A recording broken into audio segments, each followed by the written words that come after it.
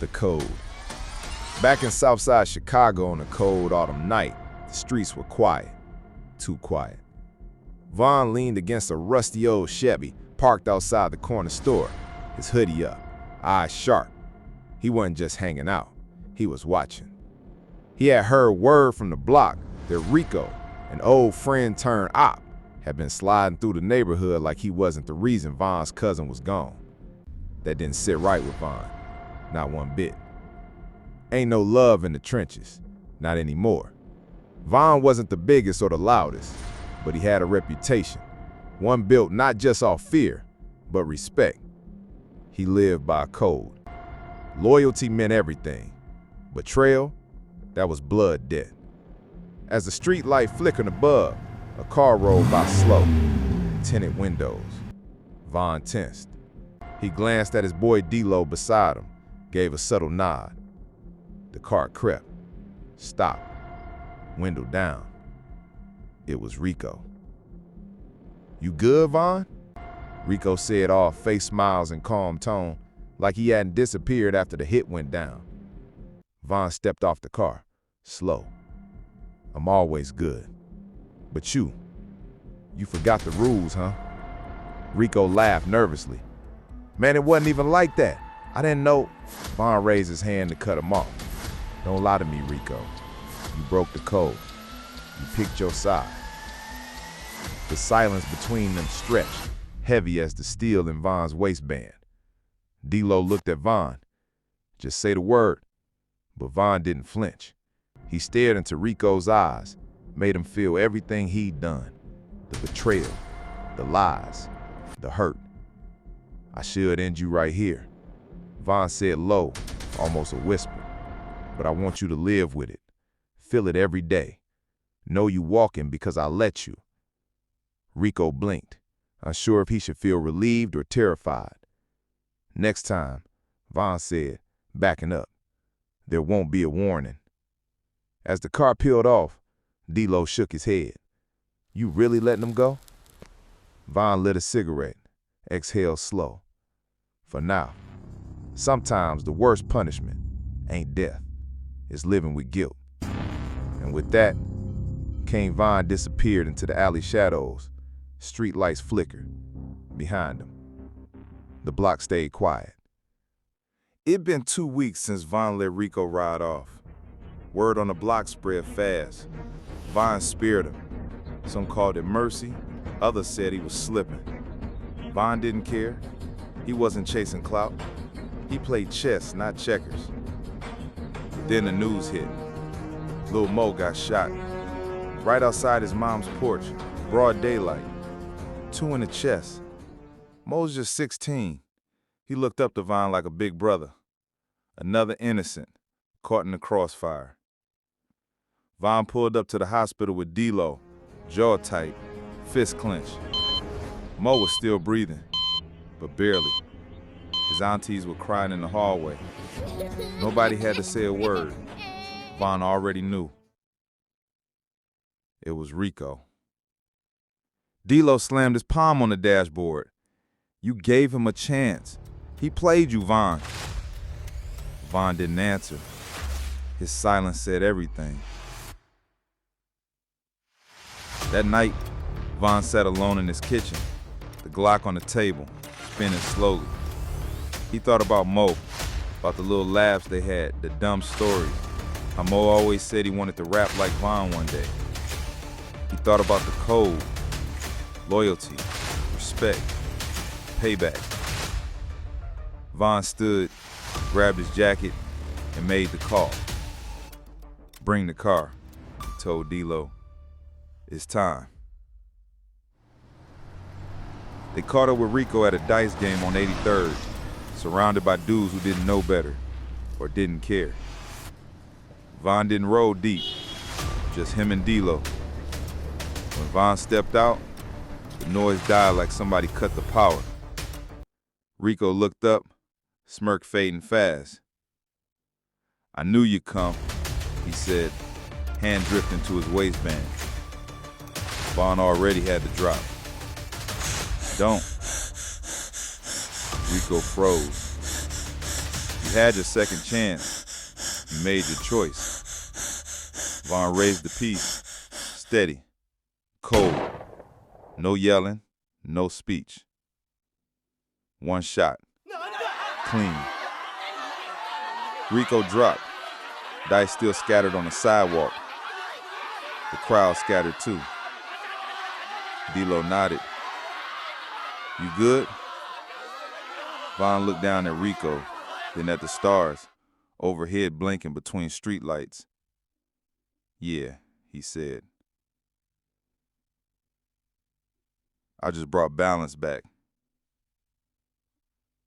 They drove off in silence. No music, no words. Because in Von's world, the code wasn't something you just spoke about. You lived it, or you died behind it. 2 days after Rico hit the pavement, the block was hot. Not street hot, cop hot. Unmarked cars posted near the corner store. OGs stopped posting up. Even the fiends started acting nervous. Von knew the drill. When you bring balance, something always comes to tip it again. D-Lo kicked in the door to Von's crib early that morning, breathing heavy. Yo, word is, one of Rico's boys snitched. Von looked up from the kitchen table, calm as ever. Who? Name's Trey, youngin'. Used to roll with Rico, but stayed quiet, till now. Von rubbed his chin. He talking to the cops? Nah, worse, he talking to Keisha. Von paused. Keisha was trouble. Smart, slick, and loyal to nobody but herself. She used to be tight with Von back in the day, real tight. Now she ran her own little circle, and if she was feeding info to the streets, Von had a leak. That night, Von and D-Lo hit up 79th, where Keisha ran dice games out the back of a barbershop. D-Lo stayed posted outside. Keisha was sitting on a stool, counting cash. She didn't even look up. I knew you'd come. Von stepped in. You talking to the wrong people. She said, I talk to whoever pays. You should try it sometime. Von stayed quiet, eyes scanning the room. I heard what you did to Rico. Cold move, but you messed up. Von raised an eyebrow. How? You made noise. Cops on every block. Rico's people want blood. You think this ends with him? Von leaned in, low voice. Don't mistake calm for weakness. Keisha smiled. Ain't about weakness, Von. It's about time. And yours might be running out.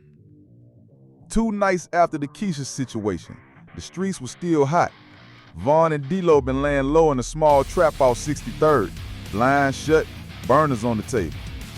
D-Lo paced. Von, this ain't sitting right. Word been circling. Rico's people linking with some out-of-town hitters.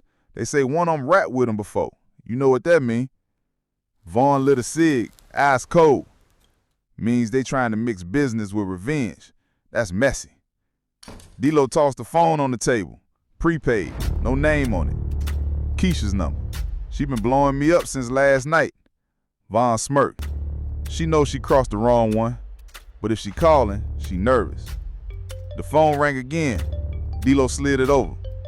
Von answered, voice flat. Yeah. Keisha's tone was sharp, but there was a shake under it. You need to watch your back. Rico's little cousin just touched down with some boys from Detroit. They're in the gray Tahoe riding heavy. Von glanced at D-Lo. And why you telling me? I don't want no bullets in my spot. Plus, you got something they want. That chain you took off Rico, they calling it blood money. Von leaned back thinking. Where they at? Club Ice, tonight. Von hung up without a word. D-Lo raised an eyebrow. Trap or play. Von's grin was slow, dangerous. Play. Later that night, the air outside Club Ice was thick with smoke and bass. Great Tahoe parked across the street, 2 in the front, 1 in the back. Von and D-Lo slid up in a stolen Buick, both masked. Von's voice was low, calculated. We hit fast, in and out, Ain't no face, ain't no case. They move like shadows. D-Lo looped behind the Tahoe. Vaughn came straight from the side. First shot cracked before the music inside the club even stopped. Windows shattered, shouts in the street, tires screeched. Vaughn snatched the duffel from the back seat before the Tahoe even stopped rocking. Inside, bricks, cash, and 2 chrome pistols. By the time sirens hit the block, Vaughn and D-Lo was already gone, disappearing down the side street like ghosts. Crazy story. 2 days after Club Ice, the streets was buzzing. Everyone heard about the Tahoe. 3 hit, 1 dead, and a bag gone. But no faces, no witnesses. Still, Vaughn knew the game. Rumors fly faster than bullets. Vaughn was in the booth that night, headphones on, eyes locked on the mic. The beat dropped heavy, and he started painting the whole thing in verses. Not names, just moves. Slide to the back, mask tight, duffel heavy. Every bar dripped like it was just music, but anyone from the block could read between the lines. D-Lo stood outside the booth shaking his head. Vaughn, you wild for even rapping about that. Vaughn grinned. Ain't no proof, it's a story. The track dropped online a week later. Crazy story, and it caught fire. Streets loved it, blogs picked it up, even the ops had it on repeat. But it didn't take long before the wrong ears tuned in, the feds. Vaughn got word one morning when D-Lo banged on the door. Yo, they watching. Unmarked cars on Halstead. Word is, the feds thinking you just confessed on wax. Vaughn just shrugged. Let them think, they ain't got nothing. But the feds moved anyway. One cold night, Vaughn and D-Lo was posted outside a corner store when 2 black SUVs cut the block. Doors swung open, badges flashed. Davon Bennett, you're under arrest. Vaughn didn't flinch as they cuffed him. D-Lo tried to step in but got shoved back. I'll call Dirk, he shouted. By the next afternoon, Vaughn was sitting in Cook County holding, jumpsuit on, staring at the wall. That's when the guard called his name. Visitation. Vaughn walked in and saw Lil Dirk at the glass.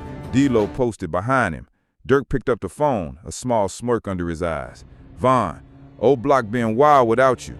These shorties ain't listening to nobody. I was moving sloppy, but they moving. Vaughn's jaw tightened. Tell him I'm good, just playing the long game. Dirk leaned closer. Long game don't work if they hit you with a life bid.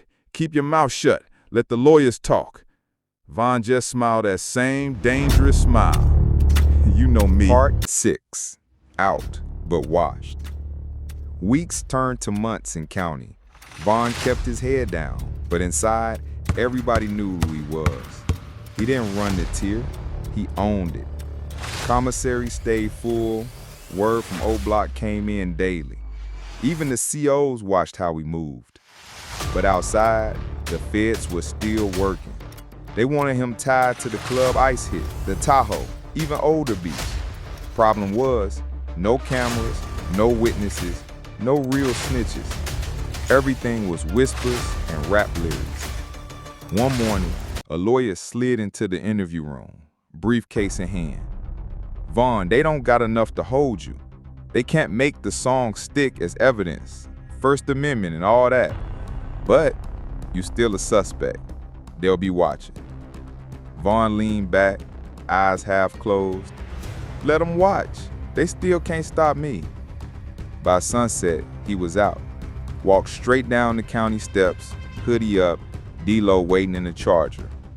Where to? D-Lo asked. Vaughn looked out the window, O Block in his mind. Home. I got a legacy to keep. The block lit up when Vaughn came back. Kids running up, OGs nodding, music blasting. But under the love was tension. The game had changed while he was gone. New faces on the corners. Old enemies making money. Vaughn kept his smile, but his eyes never stopped moving. 2 nights later, Gleesh pulled up, engine still running. Vaughn, got something for you. Big move, quick stain. Vaughn leaned into the car. Talk to me. Gleesh smirked. Spot on the west side. Ops been sitting on 50 large. Ain't even posted heavy, just 2 watchmen. We in and out. No face, no case. Vaughn glanced at D-Lo, then back to Gleesh. Set it up. This tees up part 7, the robbery. Gleesh place, where Von and Gleesh pull off the daylight hit for 50K, straight out of the song scene. Interior, silver Impala, morning, cold sun cutting through the windshield, steam rising off street drains. Von and Gleesh sit in a beat-up silver Impala, masks in their laps, .40s in the glove box. Gleesh checking phone. They in there now. 2 guards, 1 front, 1 back. Money sitting in a duffel by the couch. In and out, 10 minutes. No mistakes. If it moves and it ain't us, it's a problem. They slide out the car, hoodies up, walk fast, casual. Von's eyes scan. Old lady with groceries, a barking dog behind the fence, footsteps echoing in the alley. Door cracked open, smoke leaks out. Von pushes in first. A guard on the couch looks up, cold steel already pressed to his temple. "Don't move!" From the back room, a voice. Yo, who? Before he can finish, Gleesh slams him into the wall, John jammed in his ribs. Chill. Von flips the couch forward, black duffel bag heavy as bricks. He unzips, stacks of cash, 50K easy. Bag it. They back out fast, no neighbors see. Into the Impala, engine roaring. Daylight. Gleesh laughs, adrenaline buzzing. Daylight, bruh. Ain't nobody touching us. Von eyes on rear view, till they do. Interior, trap house, later. Cash split, 25 each. Von tucks his cut into a shoebox under the bed, washes his hands, steps outside like it's nothing. Exterior porch, 3 days later. Von sits sipping a Sprite. Kids ride bikes. TV news from inside drifts out. Anchor, VO. Armed robbery on the west side, no suspects. Von leans back, calm.